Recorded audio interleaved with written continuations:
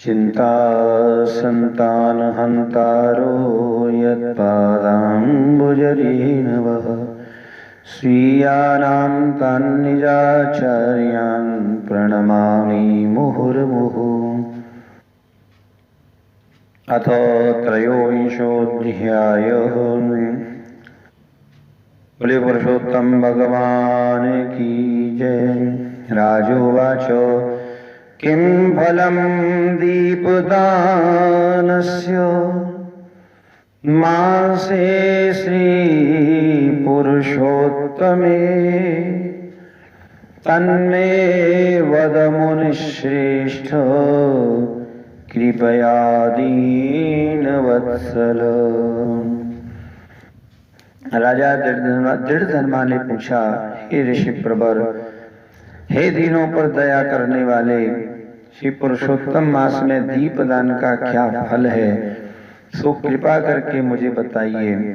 श्री नारायण बोले कि राजा दृढ़धनवा के इस प्रकार पूछने पर अत्यंत हर्षित हो मुनियों में अग्रगण्य महर्षि वाल्मीकि जी ने हंसते हुए अत्यंत विनम्र राजा दृढ़धनवा से कहा।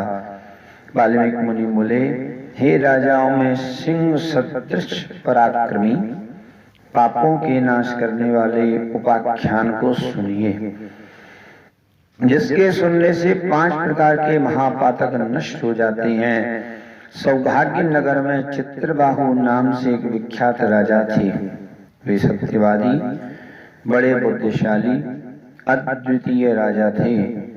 वे क्षमा परायण, समस्त धर्मों के ज्ञाता, शील, सौंदर्य, करुणा के भंडार, ब्राह्मणों के भक्त, भगवान के भक्त, कथा के सुनने में अनुराग रखने वाले, निरंतर अपनी रानी से प्रेम करने वाले, पशु, गाय, बैल, हाथी, घोड़े और पुत्रों से भरे पूरे चतुरंगिणी हाथी, घोड़ा, रथ, पैदल सेना से युक्त, समृद्धि ऐश्वर्य में कुबेर के समान थे।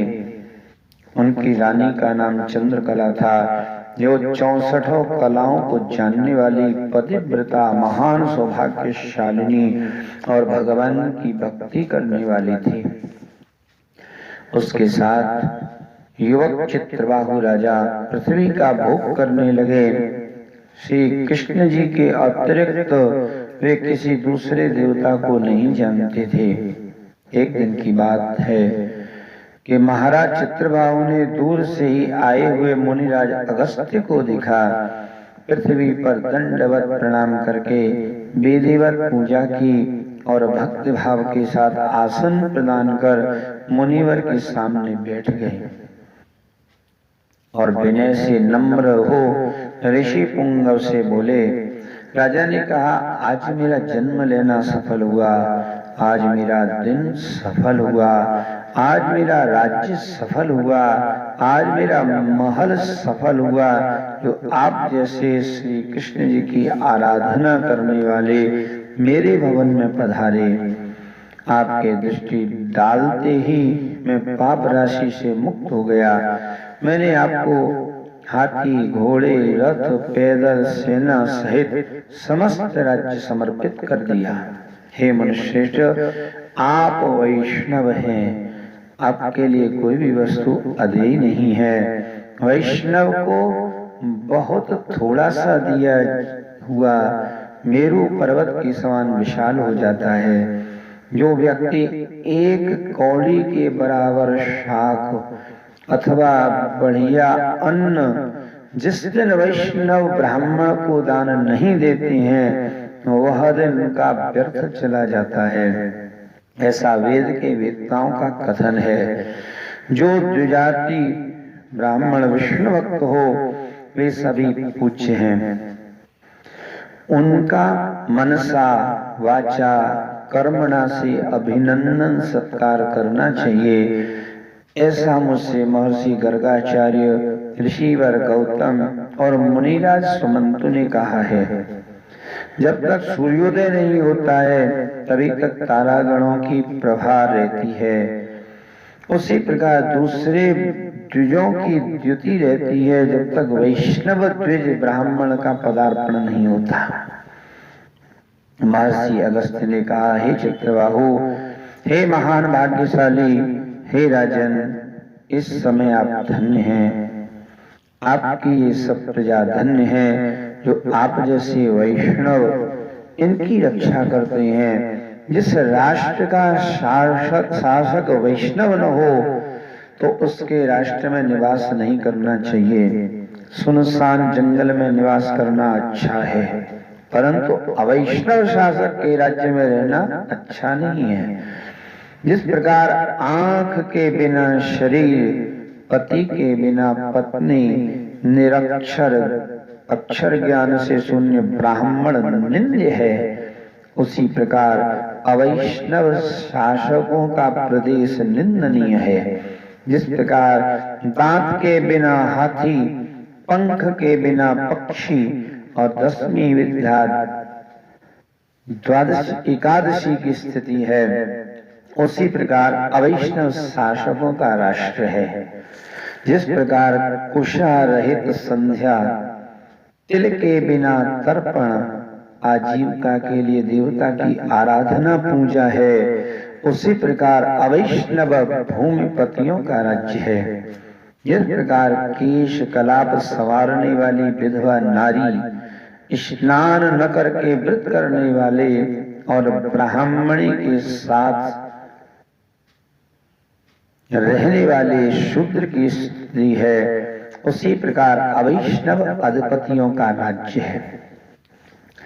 विद्वानों ने उसी को राजा शासक कहा है जो श्री कृष्ण के चरणों का अनुरागी है।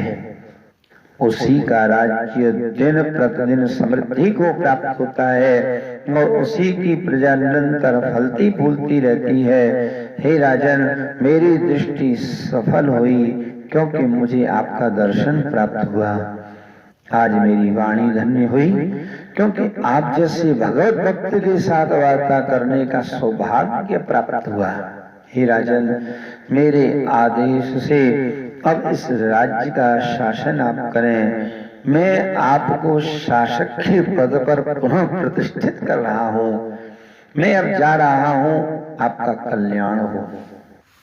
श्री नारायण बोले। इस प्रकार कहकर जाने की इच्छा वाले मुनि श्रेष्ठ महर्षि अगस्त्य जी को राजा चित्रबाहु की पतिव्रता पटरानी ने अत्यंत भक्ति भाव के साथ प्रणाम किया। अगस्त्य मुनि ने कहा, हे कल्याणी, आपका सुहाग सदा बना रहे और श्रद्धा भक्ति के साथ पति की सेवा करती रहें। गोप किशोरियों के प्रियतम श्री कृष्ण जी के प्रति सदा दृढ़ भक्ति बनी रहे। इस प्रकार आशीर्वाद प्रदान करने वाले महर्षि अगस्त्य से विनय पूर्वक सिर नवाकर और अंजलि बांधकर महिपाल चित्रबाहु ने फिर कहा। चित्रबाहु बोले, हे महर्षि, आप विपुल लक्ष्मी मुझे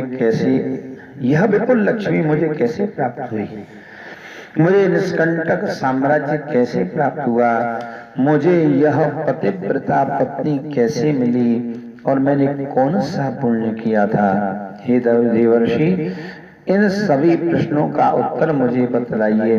मैं आपकी शरण में आया हूँ। हे मुनिराज, करतल में स्थित आंवला फल के समान सब कुछ भूत भविष्य वर्तमान की ज्ञाता हैं।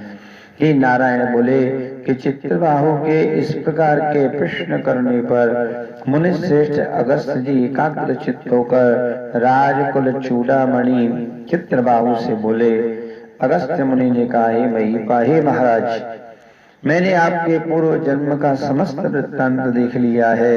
उस प्राचीन उपाख्यान के इतिहास का वर्णन कर रहा हूँ। रमणीक चमत्कारपुर नगर में आप मणिग्रीव के नाम से उत्पन्न हुए। आप शूद्र जाति में पैदा हुए और जीवों की हिंसा करने लगे। आपको ईश्वर और वेदों पर विश्वास न था। आपका आचरण बड़ा दूषित था। आप पराई स्त्री का अपहरण करने लगे।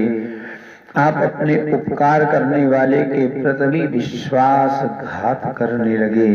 आपका स्वभाव अत्यंत उद्दंड हो गया। आपने भारत की शिष्टाचार पद्धति को तिलांजलि दे दी। यह जो आपकी रानी है वह पूर्व जन्म में भी आपकी भार्या थी। यह मनसा वाचा कर्मणा से पति सेवा में संलग्न रहती थी। इस महाभाग्यशालिनी पतिव्रता धर्मपरायण मनस्विनी ने कभी भी आपके प्रति दुर्भावना नहीं रखी। आपके चोरी, डकैती, खून आदि कर्मों के कारण आपकी जाति वालों ने और परिवार वालों ने आपको जाति बहिष्कृत कर परित्याग कर दिया। कुपित होकर शासक ने भी आपके हीरा, मोती, अशर्फी, रत्नहार आदि श्रेष्ठ धन को जब्त कर लिया।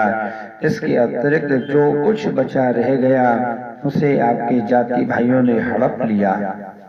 संपत्ति के नाश हो जाने पर आपको धन की बलवती लालसा जाग गई। धन के नाश हो जाने पर अन्य मनस्क होकर भी इस पतिव्रता ने आपका साथ नहीं छोड़ा। इस प्रकार सब लोगों से प्रताड़ित अपमानित होकर आप सुनसान जंगल में चले गए। हे महीपाल, वहां अनेक पशुओं को मार मार कर आप अपना उदर पोषण करने लगे। इस प्रकार पत्नी के साथ जीवन निर्वाह करने लगे। एक समय की बात है कि मृग का मांस खाने की इच्छा से हाथ में धनुष लेकर बहुत सर्पों और हिरणियों से भरे हुए जंगल में आप चले गए। उस सुनसान जंगल के बीचों बीच उग्रदेव नाम के महामुनि दिशा के भ्रम हो जाने से इधर उधर भटक कर व्याकुल हो रहे थे।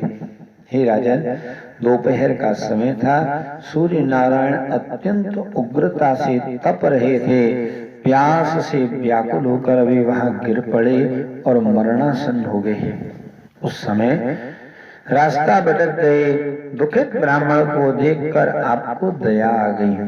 अनंतर उन्हें उठाकर अपनी पीठ पर लाद कर आप अपनी कुटिया में ले आए।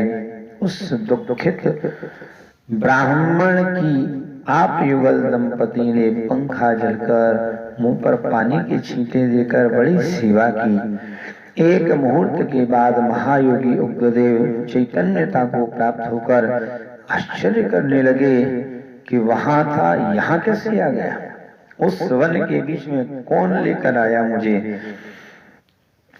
श्री नारायण बोले कि तब मणिग्रीव ने उस ब्राह्मण से कहा कि यहाँ सुंदर तालाब है, इसमें कमलिनी के फूल से सुगंधित शीतल जल है।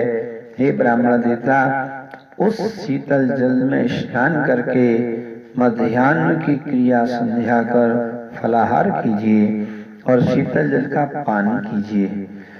आप सुखपूर्वक विश्राम करें। अब आप मेरे संरक्षण में हैं। हे मुनिश्रेष्ठ, आप उठिए और आप कृपा करने के योग्य हैं। अगस्त्य मुनि ने कहा, उस समय उग्रदेव ब्राह्मण पूरे चैतन्य हो गए थे और उनकी सारी थकावट भी जाती रही।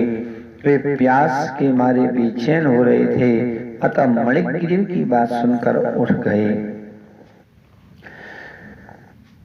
मणिग्रीव की भुजा के सहारे वे तालाब के किनारे पहुंचे और हे महाराज चित्रबाहु, बरगद के पेड़ से शोभायमान तालाब के किनारे पर बैठ गए।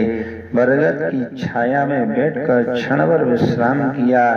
फिर स्नान करके नित्य कर्म की क्रिया करके भगवान श्री कृष्ण जी का पूजन किया। देव ऋषि पितृ तर्पण कर सुंदर शीतल जल का पान किया। अनंतर उग्रदेव ब्राह्मण शीघ्र बरगद पेड़ की जड़ के पास जाकर बैठ गए। मणिग्रीव ने अपनी पत्नी के साथ मुनिराज उग्रदेव को नमस्कार किया और अतिथि सत्कार करने की इच्छा से विनय पूर्वक यह बात कही, मणिग्रीव ने कहा, हे ब्राह्मण, हमको तारने के लिए आज आप हमारी कुटिया में पधारे हैं। आपके दर्शन मात्र से मेरे सारे पाप नष्ट हो गए।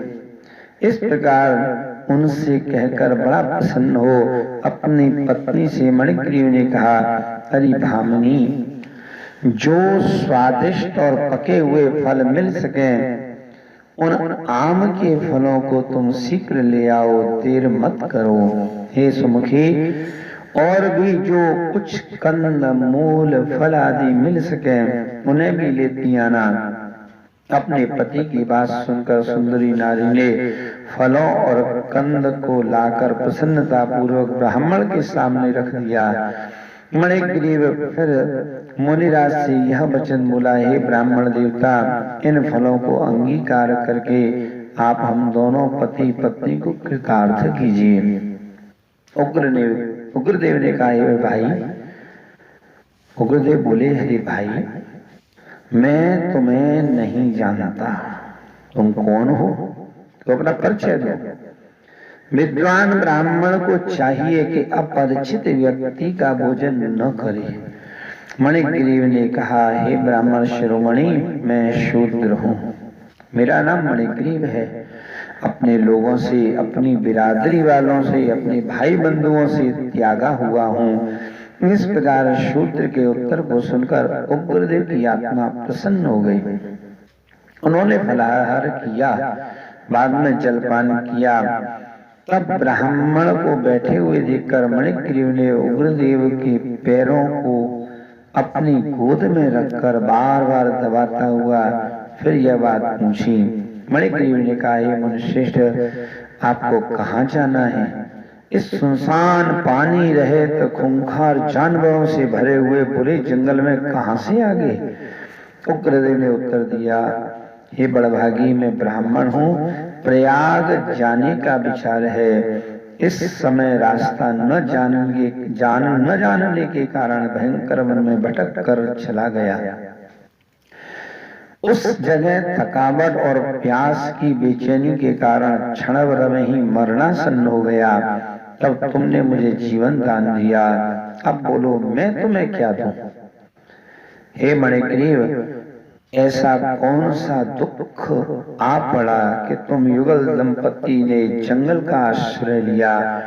उस दुख को मुझसे कहो, मैं उस क्लेश को दूर कर दूंगा। महर्षि अगस्त्य ने कहा कि उग्रदेव ब्राह्मण ने इस प्रकार से ललित वचन को सुनकर, उस ब्राह्मण के ललित सुंदर वचन को सुनकर अपनी पत्नी के सामने ही उन मुनिराज उग्रदेव का विनय पूर्वक अनुनय विनय कर दरिद्रता रूपी समुद्र से पार जाने की इच्छा से मणिग्रीव अपनी करनी का फल स्वरूप वृत्तांत कहने लगा।